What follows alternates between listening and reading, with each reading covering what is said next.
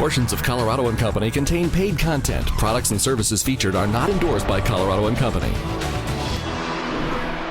Hi there. Welcome back to the second half of Colorado and Company. Ovarian cancer is the 5th most common cancer in females in the U.S. Early diagnosis is crucial, but because there is no screening test for ovarian cancer, symptom recognition is critically important. Janine Smith is the Associate Director of Colorado Ovarian Cancer Alliance and an ovarian cancer survivor.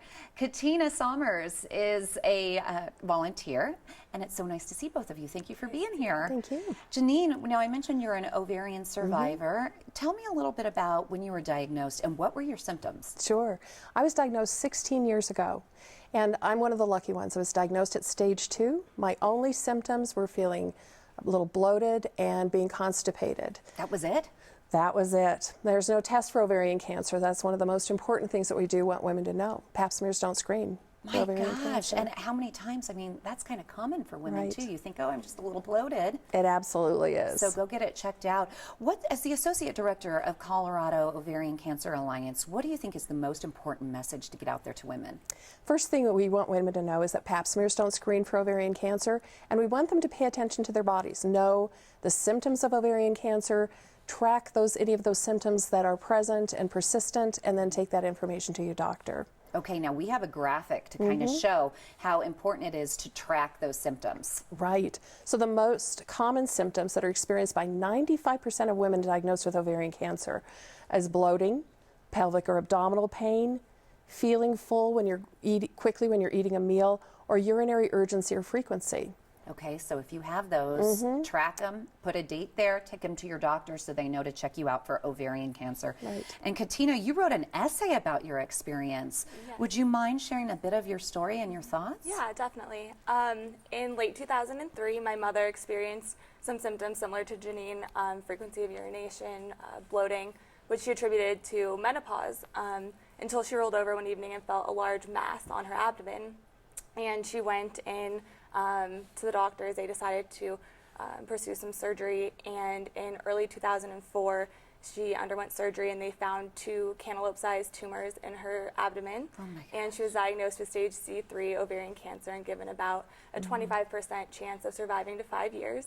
And at that point she just really made it her mission to let everyone know about these symptoms so that no other families had to go through what we went through.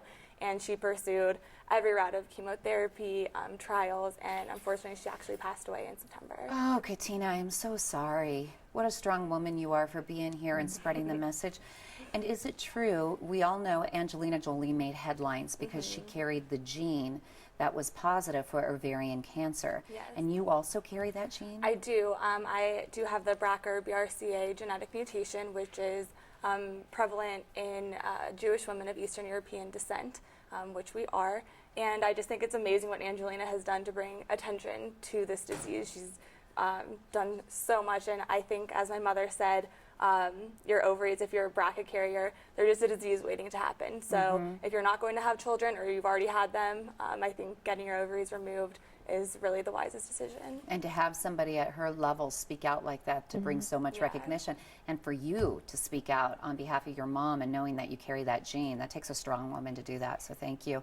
You have a terrific event coming up. It's Jodi's Race for Awareness. Yes. Talk about the history and your role in making this a reality too. Yeah, definitely. So in November of 2008, my mother Nana met with Jodi Bremeyer, and Jodi's brainchild of this Race for Awareness kind of came to fruition. And they both felt if they would have known the signs and symptoms earlier on, it would have really increased their chances of survivability. And sadly, Jodi passed away about 6 weeks after the first race, and my mother passed away in September. But really, it's our mission to carry on their goal of getting feet on the pavement, as they said. And last year we had over 3,000 runners, and we're hoping to beat that. 3,000, that's great. Yep. And I remember you all sent that teal scarf to me, and I wore it on the show. So teal's the color to bring awareness. It absolutely is. Is it too late to sign up? Can we still register? You can definitely still register race day at City Park, 7 a.m. you can do race day registration for anyone who wants to run or walk still. And where do the proceeds go? Oh, the proceeds go to a lot of great KUSA programs. First of all, we do love to raise awareness. That's one of our biggest programs so that women can get diagnosed early. But we have support groups for women whose lives have been impacted by ovarian cancer. KUSA Cares Financial Assistance Program, one of the only financial assistance programs in the country. There are very few.